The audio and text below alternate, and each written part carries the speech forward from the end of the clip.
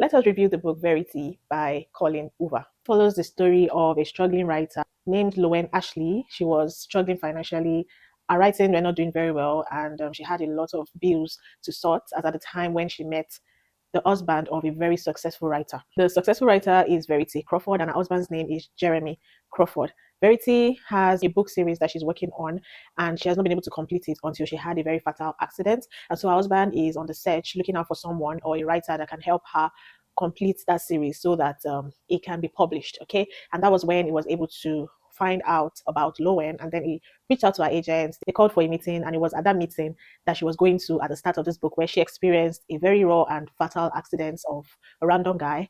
Okay, and that was how she was able to meet Jeremy on the way to that meeting. And then they met again in the office where she was presented with the offer to complete a series of a successful writer that she already knew, which is Verity. Okay, there was a need to understand Verity, a style of writing, a background, read her previous manuscripts, and just go through all of her working papers. Which Jeremy suggested that it would be best for her to come to the family house to walk through. She eventually moved in with Jeremy and Verity. Verity is sick, bear in mind. She is not very conscious, okay, or allegedly not very conscious.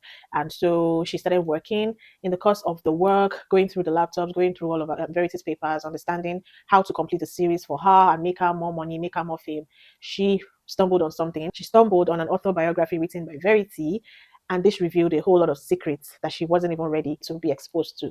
It was at this point that she had to decide on what to do, whether to leave the house, whether to reveal to Jeremy the content of this autobiography that Verity had written while she was still actively writing. And because I don't want to spoil things for you, I won't be going any further. This book is a blend of thriller, suspense, and a bit of romance. So if you enjoy all of this as a whole, then I'll advise that you pick up this book. I'll be rating it a 4.5. And one thing that I enjoyed about the book is how the perspective of the present day life, what was happening in the present, and the story of the autobiography was rotated and just, dished out in bits. Okay. So while you're reading the book, you'll be reading some other chapters of the autobiography in between, and then you will eventually see how things unfolded and how it went on. Question that you should be asking, of course, based on this review would be, what happened to Lower? Did she finish reading the autobiography? Did she tell Jeremy about it? How did things unfold in the Crawford's house? What was the end for Verity? Did she come out of her illness?